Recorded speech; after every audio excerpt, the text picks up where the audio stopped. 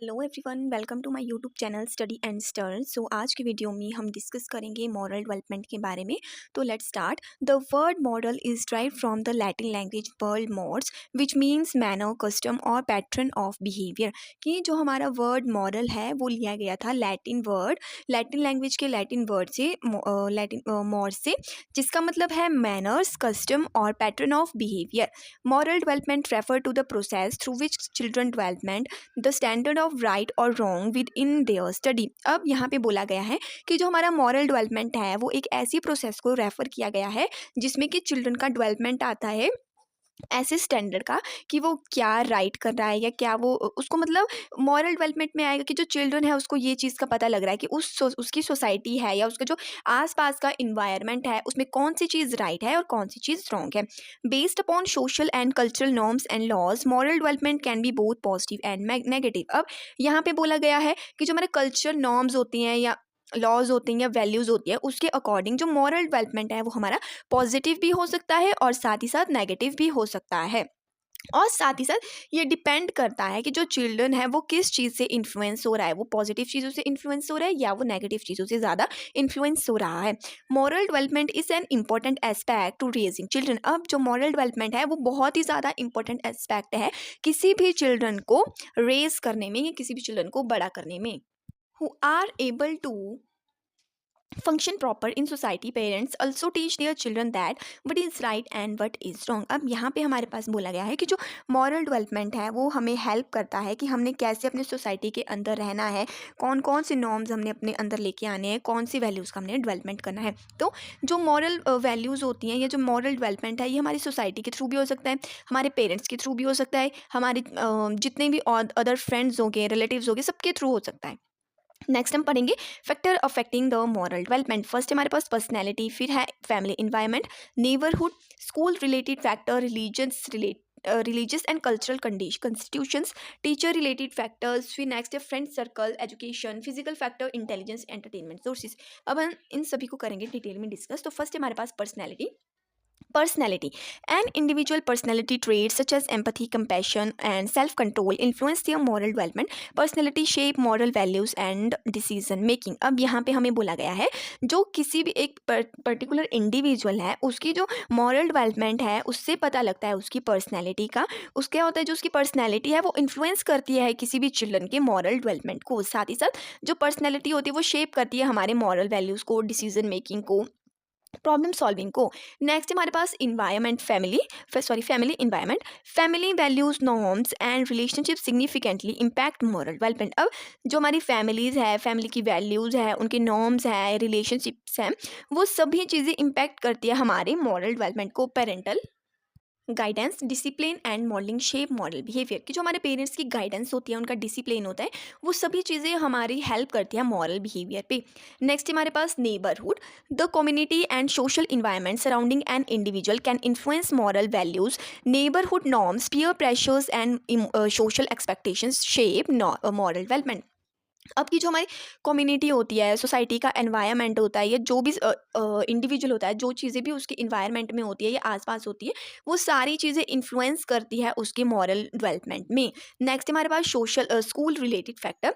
Educational institutions and experiences shape moral development. Teachers, curriculum and school culture influence moral values and behaviour. अब यहाँ पे बोला गया है कि जो हमारे एजुकेशनल इंस्टीट्यूट्स होते हैं वो भी मॉरल डेवलपमेंट में एक मेन रोल प्ले करते हैं। जो हमारे टीचर्स होते हैं, करिकुलम होता है या जो जो स्कूल का हमारा कल्चरल होता है, ये सारी चीज़ें इन्फ्लुएंस करती है किसी भी चिल्ड्रन के मॉरल वैल्यूज़ और उसकी बिहेवियर को। फिफ्थ पॉइंट है हमारे पास एंटरटेनमेंट सोर्सेज।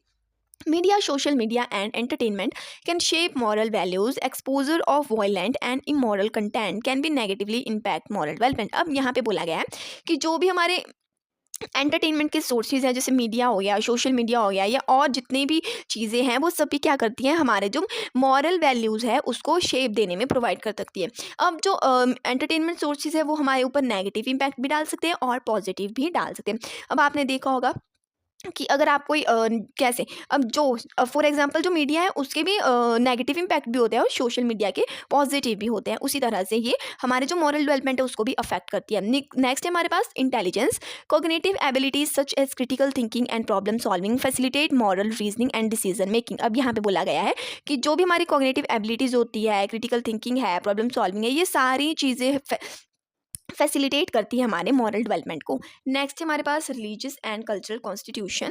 सो नेक्स्ट है spiritual beliefs, cultural norms and values shape moral development, religious teaching and cultural practice influence moral principle. अब जितने भी हमारे रिलीजियस और कल्चरल कॉन्स्टिट्यूशंस होते हैं वो सारी चीज़ें कोई भी बच्चा है या कोई भी इंडिविजुअल है उसका जो मॉरल डेवलपमेंट होता है उस पर अफेक्ट करता है या उस चीज़ को इन्फ्लुएंस करता है। कैसे?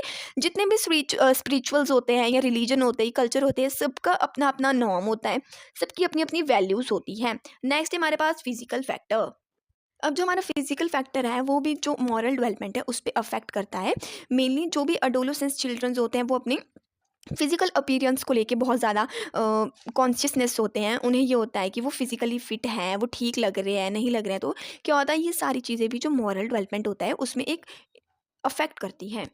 अब आगे हम डिस्कस करेंगे कोहलबर्ग की थ्योरी को। So let's start. Lawrence Kohlberg theory help us understand how people develop morally as they grow up. He believe that our moral thinking change over time and it influence by our experiences, culture and surrounding. Kohlberg identifies 6 stages of moral growth from childhood to adulthood, showing how we learn to make good choices and decide what right and wrong.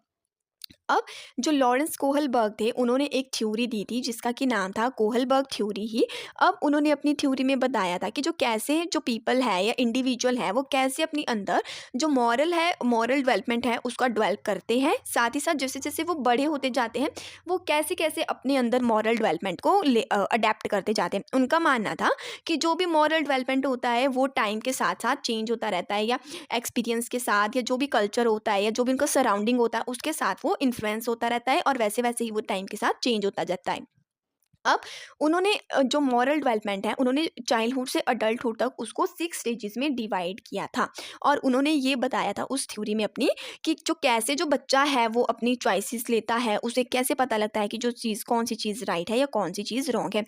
Mainly first उन्होंने करा था 3 parts में divide, जिसको बोला था हमने pre conventional stage. Next हमारे पास कन्वेंशनल स्टेज, और सेकंड है हमारे पास पोस्ट कन्वेंशनल स्टेज। अब जो प्री कन्वेंशनल स्टेज थी उसको हमने डिवाइड करा है 2 पार्ट्स में, स्टेज 1 और स्टेज 2।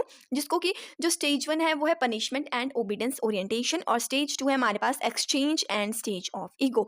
अब जो हमारे पास स्टेज 3 है उसको बोलेंगे हम गुड बॉय स्टेज, और जो स्टेज 4 है वो है मेंटेनिंग सोशल ऑर्डर। स्टेज 5 है हमारे पास स्टेज ऑफ सोशल कॉन्ट्रैक्ट, और स्टेज 6 है हमारे पास यूनिवर्सल प्रिंसिपल। अब हम इन सभी को डिटेल में डिस्कस करेंगे। फर्स्ट है हमारे पास pre conventional stage. This is earliest stage of moral development. This stage occur below the age of 9 year. At the pre conventional level there is no personal code of morality when a child considers some conduct and behaviour as moral, और a moral is a context of something external factors. अब यहाँ पे बोला गया है कि जो हमारी प्री कन्वेंशनल स्टेज है वो हमारी सबसे अर्लीस्ट स्टेज है मॉरल डेवलपमेंट की। ये कब होती है? जब जो बच्चा है वो 9 साल से बिलो होता है, तो उस टाइम पे ये स्टेज को कंसीडर किया गया है। और इस स्टेज में बोला गया है कि जो चिल्ड्रन है वो किसी भी उसमें इसमें चिल्ड्रन का कोई भी पर्सनल कोड नहीं होता है। वो जो भी चीज़ को कंसीडर कर लेता है वो उसी चीज़ पे अपना बिहेवियर बता देता है, और साथ ही साथ उस पर मॉरली काम करना स्टार्ट कर देता है। अब इसमें हमने फर्स्ट पढ़ी थी punishment and obedience orientation.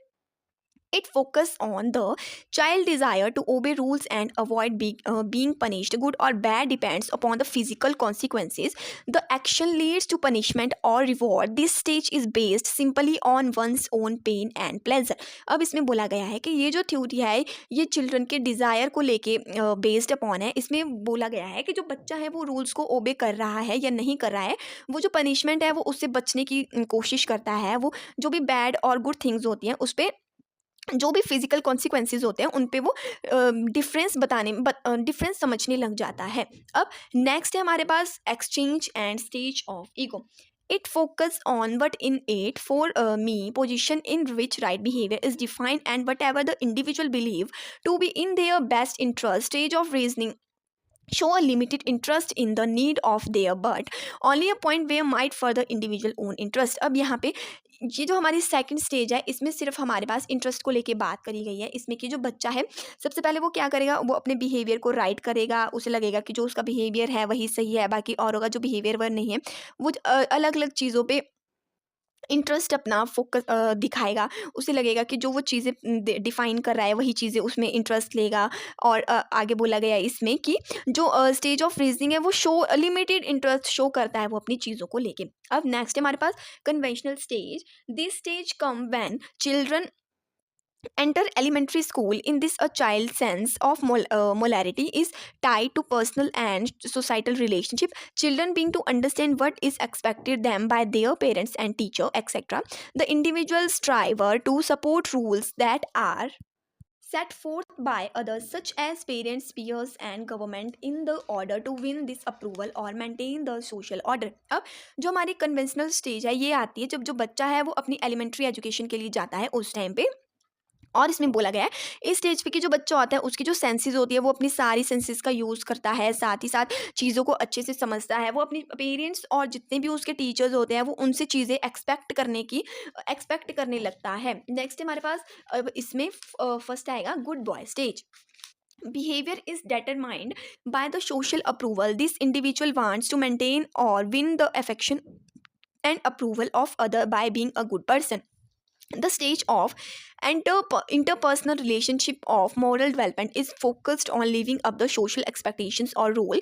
This work best in two-person relationship with family members and close friend। अब इस स्टेज में बोला गया है कि ये जो स्टेज है हमारी ये मानी गई है कि ये बेस्ट होती है हमारे सोशल अप्रूवल के लिए। इस स्टेज में क्या होता है कि जो भी बच्चे होते हैं या जो भी इंडिविजुअल है वो ये कोशिश करेगा कि अपनी सिर्फ अच्छी वाली साइड ही सोसाइटी को बताए, उनके जो भी रिलेशनशिप है सभी लोगों को वो अपनी एक अच्छी वाली स्टेज ही बताए, इसलिए तो इसका नाम भी रखा है good boy stage.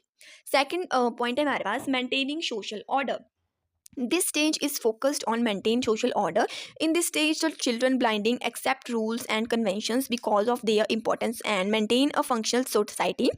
At this stage of moral development, people begin to consider society as a goal him, making judgment the focus of and maintain law and order by following the rules, doing one's duty and respecting authorities। अब यहाँ पे बोला गया है कि इस stage में आके जो बच्चा है जितने भी सोसाइटी में रूल्स रेगुलेशंस होते हैं उन सभी को मानने लग जाता है। क्यों? क्योंकि हमने पढ़ा ऊपर कि वो बन रहा है good boy stage. Good boy stage में हमने क्या पढ़ा है कि वहाँ पे जो बच्चा है वो अपनी अच्छाइयाँ बताएगा, अपनी सोसाइटी है उसके प्रति वो शो करेगा कि मैं कितना सा अच्छा हूँ, मतलब अपनी अच्छी वाली साइड बताएगा। अब नेक्स्ट हमारे पास post conventional stage. The post-conventional laws is also known as the principal law. It is marked by growing religion and realization and individual are separate entities from social society. Individual may disobey rules in consistence with their own principles। अब यहाँ पे बोला कि ये जो stage आती है इसको हम बोलेंगे प्रिंसिपल लेवल। और साथ ही साथ इस स्टेज में आके जो बच्चा है उसको वो चीज़ों को रियलाइज़ करना स्टार्ट कर देता है और साथ ही साथ उसकी जो भी एंटिटीज़ होती है सोसाइटी के लिए वो सेपरेट होने लग जाती है। वो राइट और रॉन्ग में पूरी तरह से डिफरेंस करने लग जाता है। उसको लग जाता है पता कि क्या उसके लिए सही है क्या सही नहीं है। अब इसको भी आगे फर्दर डिवाइड करा गया है। फर्स्ट है हमारे पास stage of social contract. In this individual become aware that is while rules and laws might exist for the good of the greatest number, there are times when they will work against the in interest of particular individual, when laws are not consistent with individuals right and the interest of majority it should be changed to meet greatest good for the greatest number of people। अब इसमें next second है हमारे पास universal principle. In this stage, moral reasoning is based upon abstract reasoning. Using universal ethical principle generally, the cohesion principle are abstract rather the concrete and focus on ideas such as equality, dignity or respond. People choose the ethical principles they want to follow. If they violate those principle they feel guilty। अब यहाँ पे बोला गया है यहाँ पे कि जो बच्चा है वो रीजनिंग करना मॉरल रीजनिंग करना स्टार्ट कर देता है। वो चीज़ों को अब्स्ट्रैक्ट टू कंक्रीट की तरफ लेके जाता है या कंक्रीट को अब्स्ट्रैक्ट की तरफ लेके जाता है, मतलब चीज़ों को ज़्यादा अच्छे से समझने लगते हैं। जैसे कि वो फोकस करेंगे अपने आइडियाज़ पे, जैसे कि इक्वालिटी होगी, डिग्निटी होगी, रिस्पॉन्ड हो गया, इन सभी चीज़ों पर वो फोकस करेंगे।